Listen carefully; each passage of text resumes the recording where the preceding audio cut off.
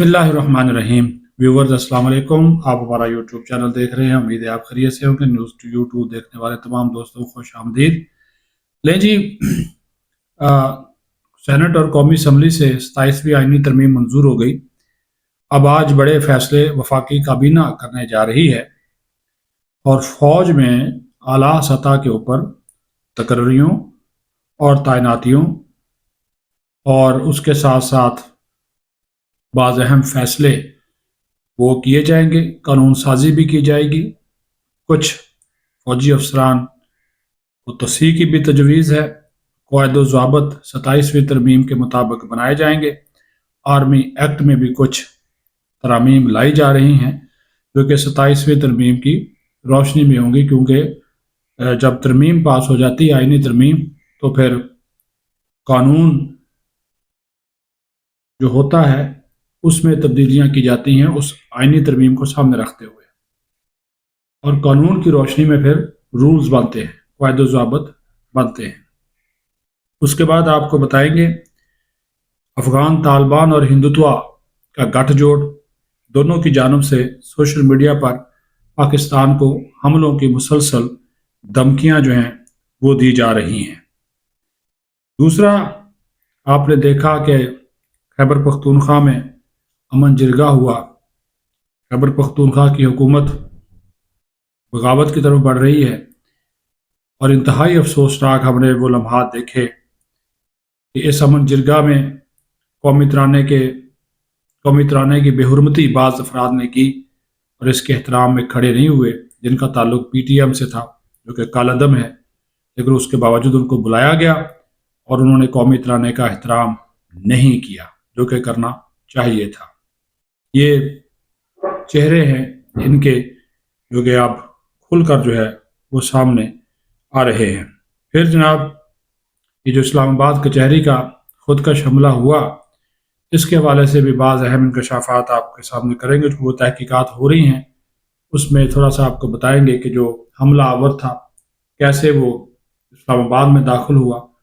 उसकी चेकिंग क्यों नहीं हुई, उसको कचहरी तक लाने वाला कौन था,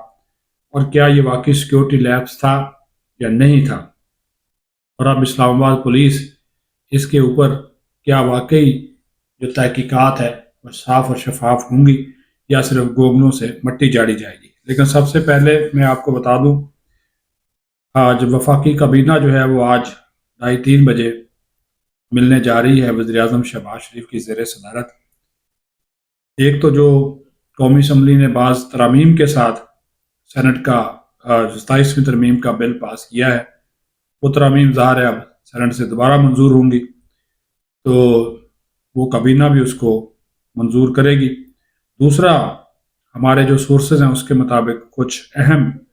कवानीन भी वफाकी काबीना आज मंजूर करने जा रही है और हो सकता है कि वो आज असम्बली में भी पेश हो जाएं और उनकी मंजूरी हासिल कर ली जाए। वो तो सादा अक्सरियत से मंजूर हो जाते हैं और सादा अक्सरियत भी व्यवहार में मौजूद अरकान की होती है।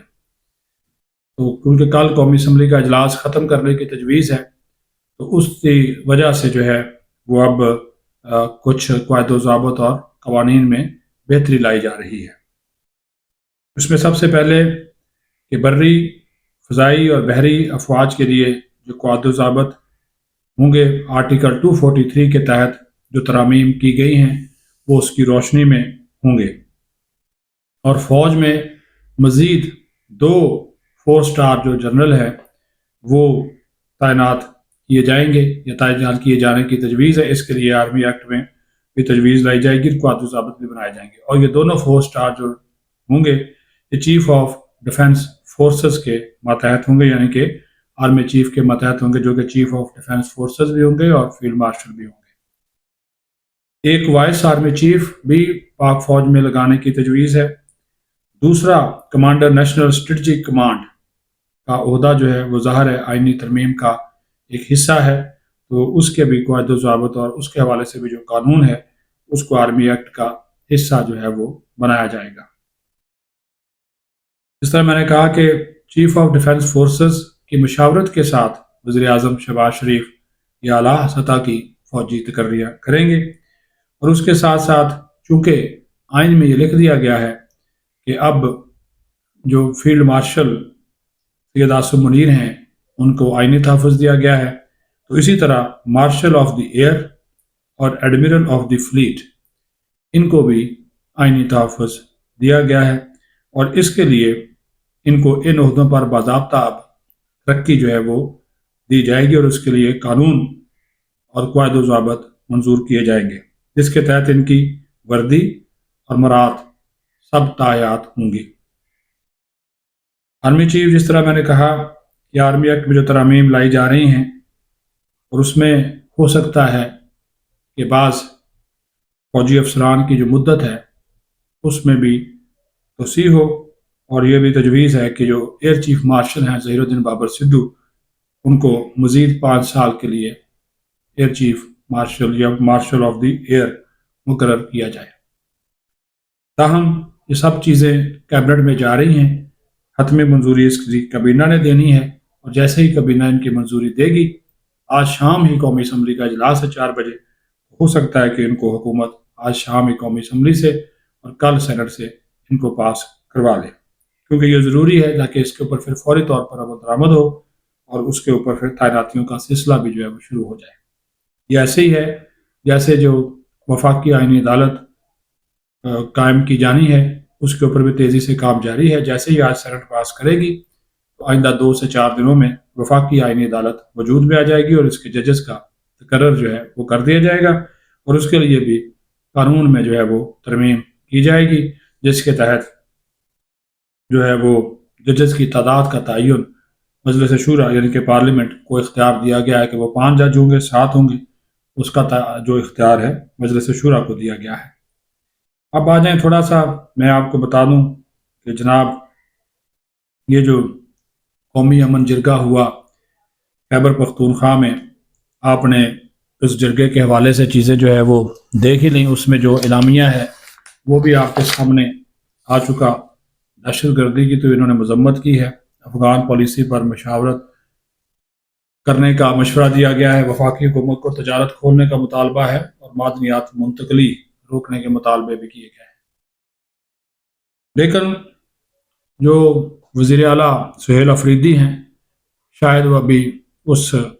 سمجھ بوجھ کے نہیں ہیں، یا سمجھ بوجھ وہ اتنی نہیں رکھتے کہ فیصلے سوچ سمجھ کر سکیں۔ ایسا تاثر محسوس ہو رہا ہے کہ صوبہ جو ہے وہ وفاق سے دور ہو رہا ہے،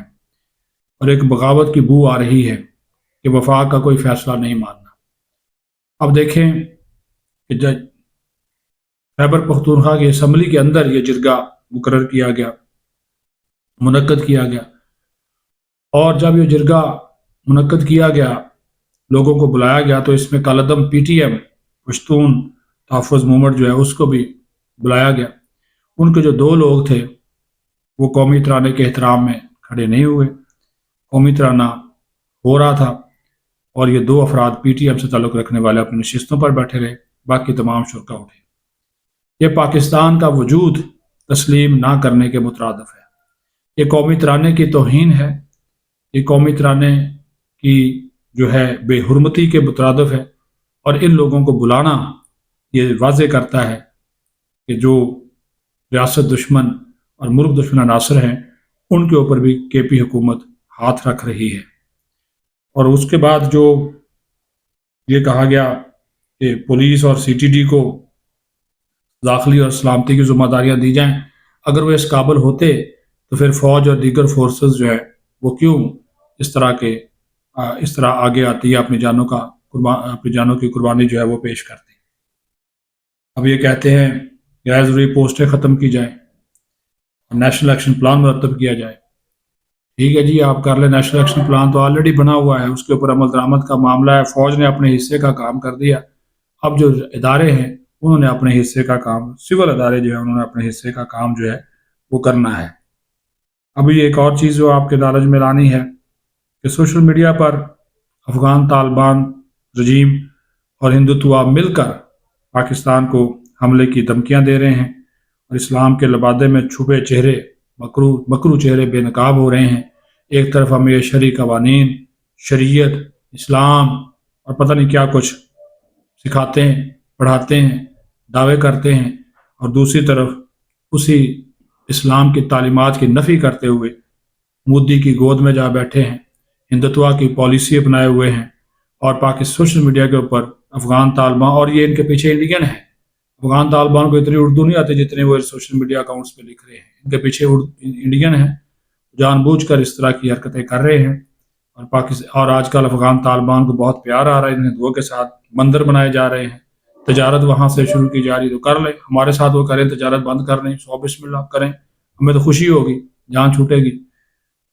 بہرحال یہ حالات ہیں، یہ واقعات ہیں جو کہ آپ کے ساتھ شیئر کرنے تھے اب تک کے لیے۔ باقی جس طرح میں نے کہا کہ یہ 200 روپیہ دے کر یہ جو حملہ آور تھا اسلام آباد کچہری کا، یہ پہنچا، اور جس نے اس کو پہنچایا کچہری، اس رائڈر کو گرفتار کر لیا گیا ہے۔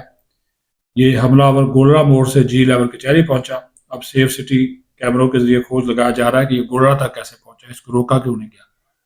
اور خوفناک اطلاعات یہ ہیں کہ کہا جا رہا ہے کہ قندھار سے 120 کے قریب خودکش حملہ آور لاہور، کراچی، اسلام آباد، راولپنڈی حملوں کے لیے بھجوائے گئے ہیں ایک افغان طالبان کی جانب سے۔ اب آپ یہ اندازہ کر رہے ہیں، یہ جویل چودھری کا انکشاف ہے، جو میں نے آپ کو انہوں نے ایک سوشل میڈیا ویلاگ میں یہ بات بتائی ہے۔ اب آپ یہ اندازہ کر لیں کہ ان لوگوں کے عزائم کیا ہیں۔ بہرحال یہ اسلام آباد پولیس کا سیکیورٹی لیبس ہے، ان کی ناکامی ہے، اور ان کو اپنی سیکیورٹی کو اثر نو مرتب کرنا ہوگا، اور خاص طور پر یہ جو عدالتی کمپلیکس ہیں، ججز ہیں، وکلا ہیں، ان کے تحفظ کے لیے اقدامات اٹھانے ہوں گے، سیکیورٹی بہتر کرنا ہوگی۔ جو مرضی کہہ لیں، وہ ظاہر ہے ایک پہنچا خودکش حملہ، جس نے بھی پہنچایا وہ یہاں تک پہنچنے میں کامیاب ہو گیا۔ کیوں ہوا؟ ہمارے جو ادارے ہیں ان کی بھی جو اہلیت ہے وہ اب اس کو بھی چیک کرنے کی ضرورت ہے، یہ پولیس اور دیگر لا انفورسمنٹ ایجنسیز، کہ وہ مزید ویجیلنٹ ہوں تاکہ اس قسم کے جو واقعات ہیں ان کا مکمل طور پر تدارک کیا جا سکے۔ اپنا خیال رکھیں۔ پاکستان زندہ باد۔